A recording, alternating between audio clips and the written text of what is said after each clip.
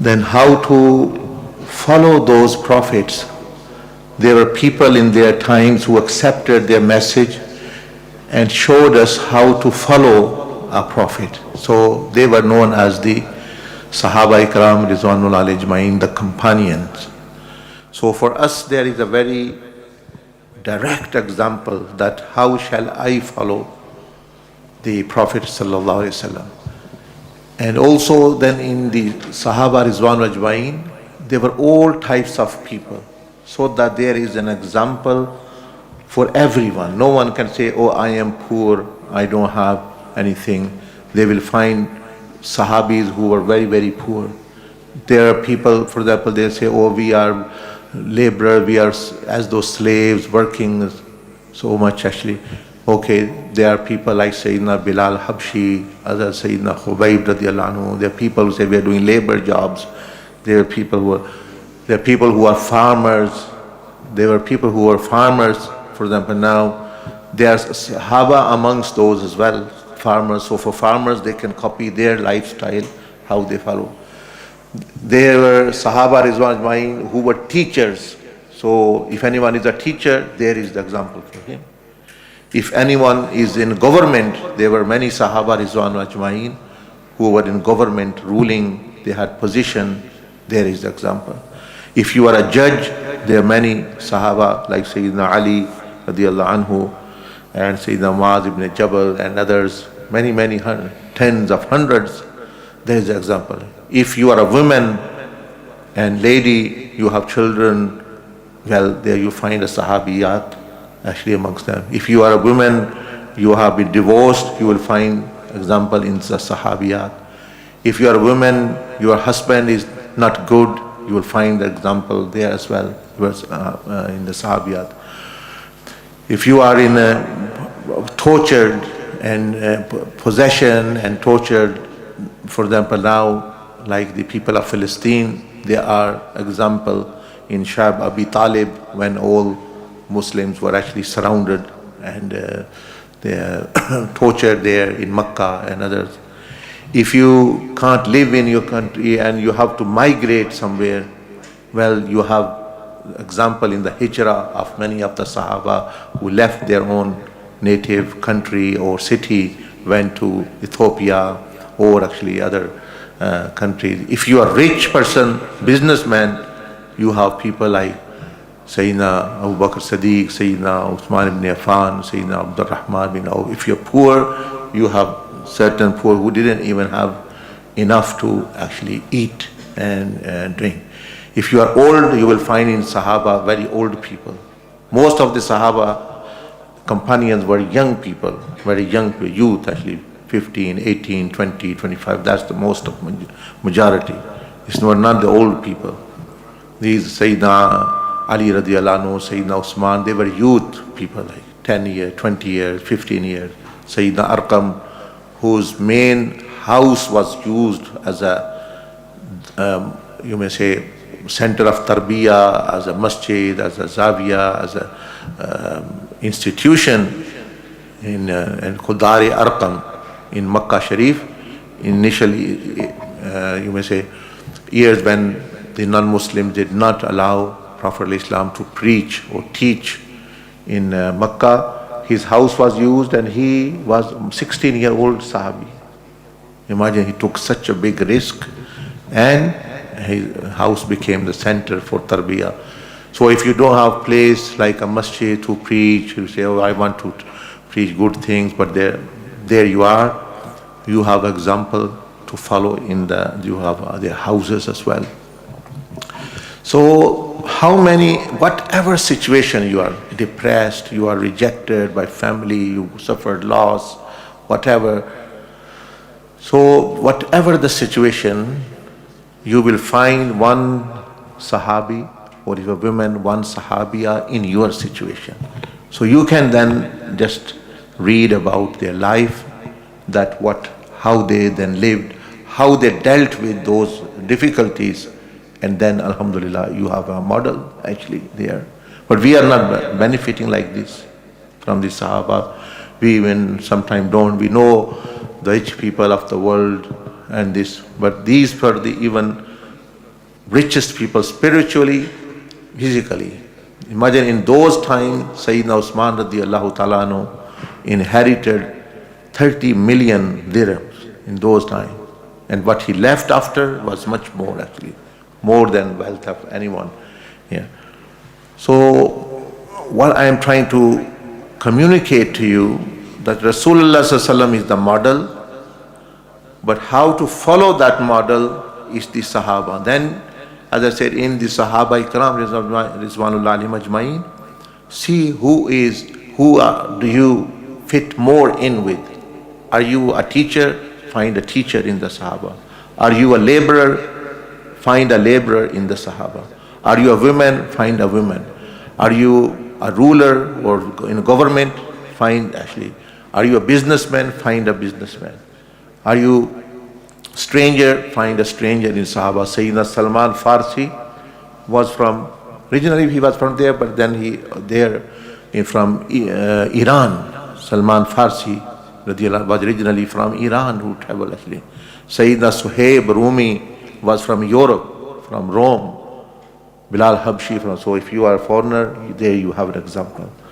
If you are addicted to drugs and you may say alcohol, there were people there at that time who were, because alcohol was not forbidden in the beginning year. So there were many people consuming. How they left, you have example in there as well, etc.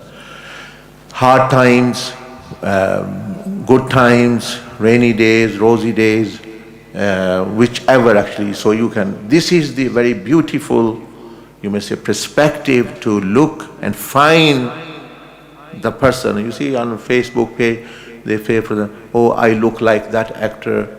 Oh, this is my avatar. For example, take inspiration from this person. Yeah, I look like him. People feel proud. Yeah, I look like this person. I have this clothes of this person. That's all false actually. You cannot follow these people, nor these people deserve to be followed as well, because they are on the, you may say, journey of their fame and name. But these are real people who lived, and the Prophet ﷺ said, Sahabi kan nujum. My Sahaba are like stars. They are the real stars, not football stars and pop stars and film stars and this star and this star. They are stars for themselves.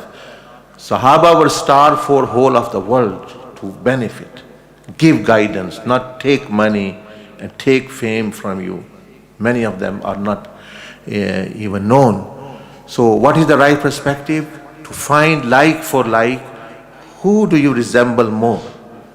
Which Sahabi do you resemble in age, in profession, in circumstances? Then you find an easy, like a navigation route to actually how to live your life in any difficult time, any given time, anywhere. So you find all of them. Sayyidina Usman ibn Affan radiallahu anhu, who was martyred and who did a great service to Islam, and is amongst the 10 top, the Sahaba Ikram Ajma'in, who ruled 3 continents. Imagine here today we say, I am ruling America, I am president of UK, I am president UK of Pakistan, but this is one country. 3 continents, like whole of Asia, whole of Europe, whole of America. These are 3 continents for them. Imagine one person. And still how they stayed, and they were fighting against evil and shaitans, munafiqeen. They were planning. But anyway, so what I am giving you homework, find the Sahabi which resembles more your situation, your profession, your circumstances. Which Sahabi actually is, you don't know.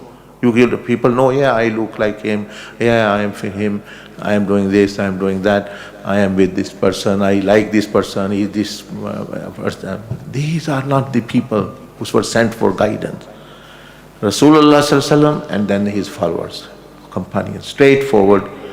And this is a good way. So this is a homework for you. Today when you go home, or tomorrow, find what is your circumstances and find which Sahabi resembles your situation. Is it Sayyidina Ali? Is it Sayyidina Abdul Rahman bin Auf? Is it Sayyidina Bilal Habshi? Is it Suhaib Rumi? Is it Hazrat Talha? Is it Hazrat Zubair? Is it whoever? You will find one person who will match your circumstances.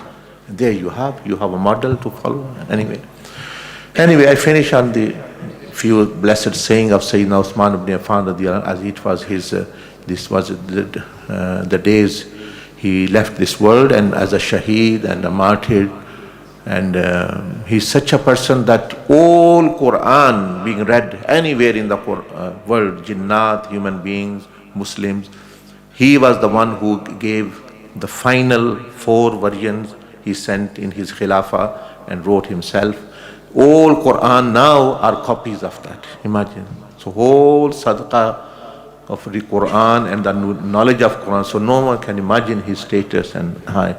And what can be more that Rasulullah ﷺ said, he is, Usman is a paradisal person in the dunya. One of his blessed saying is actually, he says that reading Quran is good thing, but it will not benefit you without acting upon it. So read Quran, but also move. Acting upon it is fard, reading is sunnah. So if a person have not read Quran all his life, is not sinful. No one will ask him, why did you not read Quran? But if he is illiterate, he could not read. But if he had not acted upon the Quranic teaching, he will be asked. Secondly, he said that go and visit the graveyards. You go to graveyard visiting, reminds you of Akhirah. He said that is a good thing, that is sunnah. It's not fard or wajib, but preparing for death, making preparation for death is fard. So visiting graveyard, talking about death is good, but then preparing that what amal or deeds are disastrous for me, and what amal and deeds are good for me. This is the, actually he said, this is the part actually. So, yes, read Quran, but then he said, listening to good people, sitting with good people, good friends, ulama, scholars, salihin. He said that's sunnah. That's good thing, not fard. But acting upon their teachings, which are, they are giving the important, necessary teaching, is actually how a person benefits. So don't just say, yeah, I've been to this program, I've listened to these lectures. No, you should, have I acted upon the teachings that they are given? Don't just actually, I've read one juz of Quran, I read Surah Yasin, I read this. No. Have you become what the Surah Yasin actually has come, says to be, you become? Yes, remember death and go to the graveyards as well. Remember the death of your loved ones and everyone. That's good. But then also see, are you preparing well, or have you started preparation for death? As the wise people say, when anyone reaches 40 years of age, what happened 40 years of age? You are young, everything is getting stronger, stronger, stronger. You reach 20, your body, your mind, your eyes, your ears, your health, 25, 26, 27, you're getting stronger, stronger, stronger, stronger, stronger, 30, up to age of 40. What happens after 40? The downward goes. There you are. So the wise has said that after 40 years of age, the body starts to prepare for death.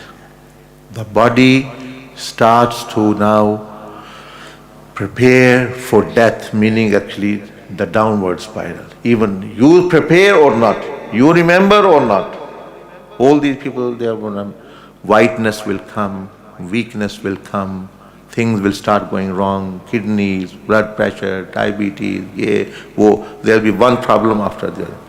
So the ulama say, once a person reaches 40 years age, the body starts to automatically, the body starts to prepare for departure, for death. He says, I'm going now. Look, one by one, my parts are being, and you're fixing, oh, I'm going to hospital, this. Why? The wisdom is that you also start to prepare. The body starts to prepare, you start to prepare for death as well, so you will benefit. So may Allah subhanahu wa ta'ala raise the status of Sayyidina Usman ibn Affan and all the sahaba Ahlul Bayt highest in the high, and make amongst their followers. Jazakumullah khairan jazaa. Subhanakallahumma bihamdika nashhadu an la ilaha illa anta nastaghfiruka wa natubu